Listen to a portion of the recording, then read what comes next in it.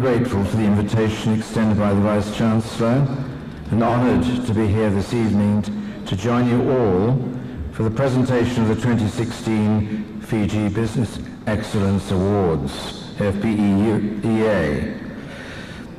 Not surprisingly, there has been a continuous growth of the Fiji Business Excellence Awards since its inception in 1998. And as we mark the 18th year of the awards here in Fiji, the number of applicants has increased, and so it has been with the reported benefits realized by participating organizations. Although this is an evening for corporate awards and some celebration, we reflect also on what had happened earlier this year. There was the devastation of Tropical Cyclone Winston in February. Most of us seated in this room witnessed firsthand the intensity of it, a cyclone thought to be the severest yet in Fiji and for the southern hemisphere. We remember those we lost that day and the heroes who gave their selfless and immediate service to rescue and recovery. Although the rebuilding work in parts of Fiji is still in progress, perhaps we can say that we have successfully recovered from Cyclone Winston. Most of our businesses are running as normal, and operations in the public sector have been restored. This progress was made possible with the help of our overseas neighbours, especially Australia and New Zealand, as well as from many parts of the world who hold Fiji dearly. I refer also to the personal donation of Her Majesty the Queen and to the generous donations from the people of Fiji. It was said, Fiji will rise again, and indeed we did. The Fiji Business Excellence Awards is about building world-class organizations. It prepares and sets a non-prescriptive framework for our local organizations to be competitive globally. Although Fiji is a very small country, we have the potential to register on the global market, and we are doing so. I say this because just a few months after Winston, Fiji created history with the amazing achievement of our rugby sevens team in the Rio Olympics. The achievement of gold serves to remind us that size does not matter. Whatever an individual or an organization envisions, if they believe in it and persistently work towards it, there is no limit as to what can be achieved. If our athletes can achieve world-class recognition when they perform at their peak, we can do the same in the corporate sector. Business Excellence Awards that recognize excellent organizational performance have emerged as an effective strategy, as the Vice-Chancellor just said, to achieve efficiency, competitive edge, and increase productivity. The Fiji Business Excellence Awards framework is a bridge of the US Malcolm Baldrige Performance Excellence Framework, and that was launched nearly 30 years ago. The Malcolm Baldrige National Quality Award has been one of the driving forces in building the US economy. The Fiji Business Excellence Awards, as many of us know, promotes awareness of performance excellence as an increasingly important element in competitiveness. It also promotes the sharing of successful performance strategies and the benefits derived from using these strategies. A recent study, which was published in the National Institute of Standards and Technology in the USA, measuring the Baldrige program's value to US organizations, affirmed that an estimated benefit-to-cost ratio of 820 to 1, while a study of the 6 organizations to win 2 Baldrige Awards found that for the years between awards, their median growth in revenue was 93%, and the median growth in jobs 66%. This job growth was significantly higher than the average growth in jobs at 2.5% for matched industries and time periods. Who was Malcolm Baldrige then? He was known as the Yale Cowboy. He'd gone to prestigious Yale and yet maintained a lifelong interest in rodeo riding.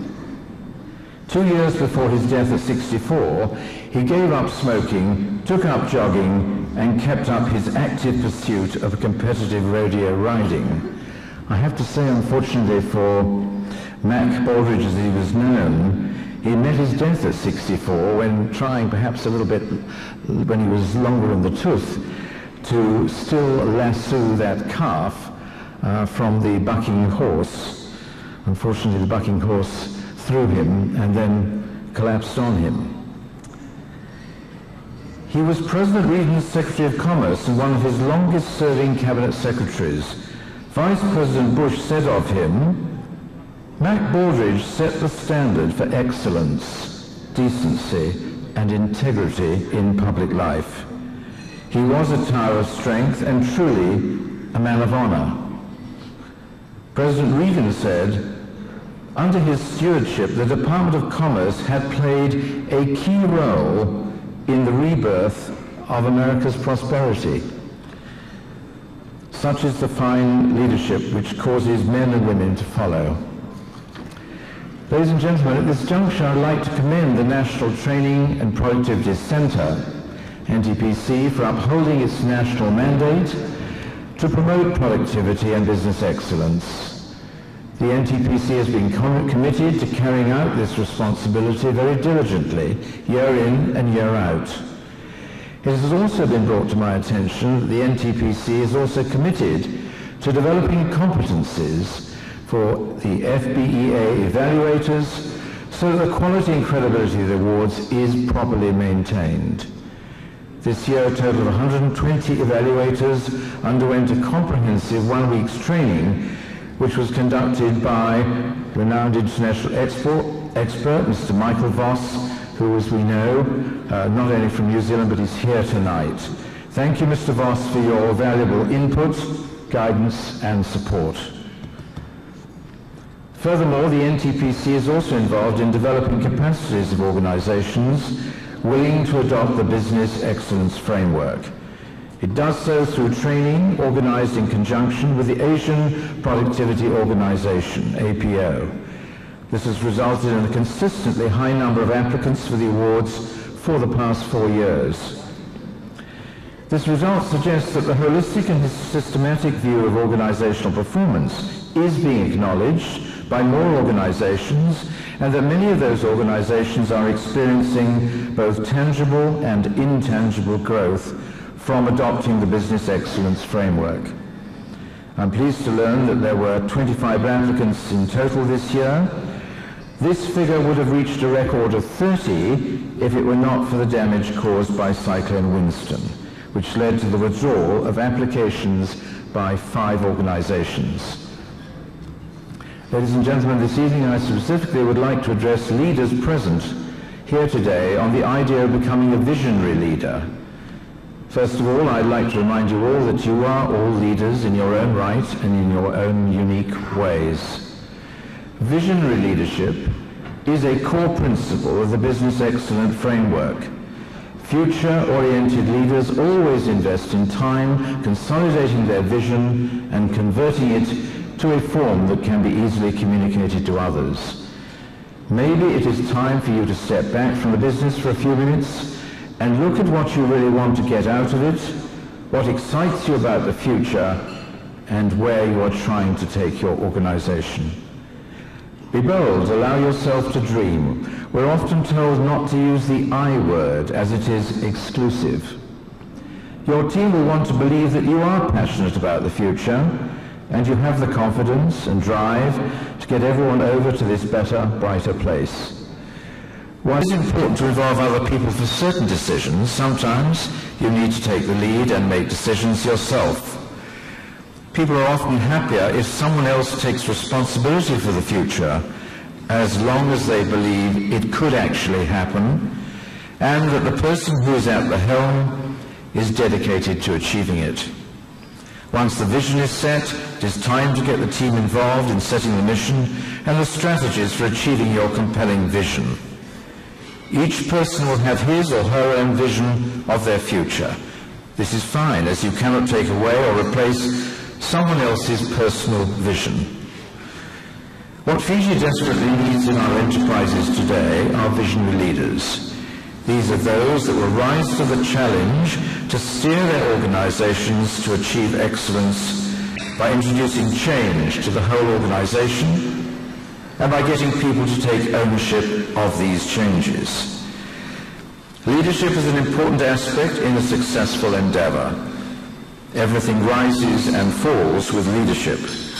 Wherever your organization, division, or department is at today should be as a result of your leaders' direction setting. At this junction, I would like to applaud the active involvement of the public sector in the business excellence journey. I'm told that more than 10 organizations from the public sector applied for FBEA recognition this year. This goes to show that the Business Excellence Framework is not just about businesses and profit organizations. It is equally applicable to government departments and agencies, NGOs, and wider society. It is very encouraging to note the commitment and drive that these ministries were presenting. Several agencies have incorporated the FBEA framework into their organizational structure as they strive for organizational excellence in every aspect of their responsibilities. Others have an internal excellence award system to facilitate the implementation of streamlined processes.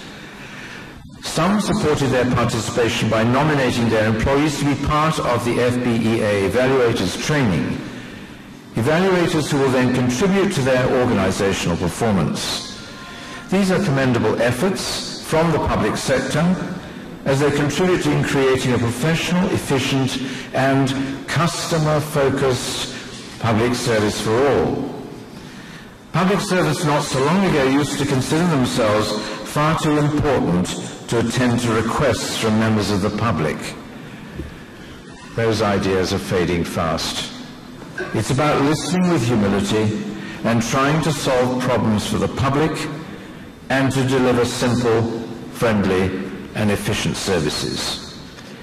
If we adopt the notion of a learning organization, which is to improve ourselves systematically and continuously to benchmark and learn from others, we will all be destined for that pool of world-class organizations that we desire for ourselves. Our national competitiveness is dependent upon us all, industries and individuals. Being laid back will not lead us to excellence. We need both discipline and initiative if we are to stay the course. We must aim for continuous upgrade and improvement. If you're not sure where to start, seek assistance from the NTPC and the FBEA Secretariat. Do not be afraid to form a Business Excellence Steering Committee. Every great journey starts with a single decision and the courage to take that first step. Business excellence journey is a never-ending one. In fact, the journey itself is the destination. I'd also like to call on previous winners of the Business Excellence Awards, in conjunction with the NTPC, to spearhead exchange of ideas and to host meetings for best practice sharing. This notion ties in well with the theme of this year, synergize to innovate and grow. Increasing Fiji's productivity is not the responsibility of NTPC or government alone. We are all equally responsible for it. If we are to improve our quality of life, then each one of us must be committed to the same goal. Ladies and gentlemen, I conclude by congratulating all of the recipients of this year's Fiji Business Excellence Awards. I salute you. There are further steps towards even greater milestones in your journey. Continue to share your success stories with others, but do not be complacent. The American writer Tom Peters said, "The thing that keeps a business ahead of the competition is excellence in execution." As barristers, we used to say, "You're only as good as your last case." Business excellence means you must do your homework. That is, study your brief, whatever it is. Ladies and gentlemen, thank you for your kind attention, if you have been paying attention. I have said more than enough. As you move into the more relaxed part of the evening, remember the Fiji Sevens team were not only excellent on the field, but noticeably off the field also. Enjoy yourselves and God bless.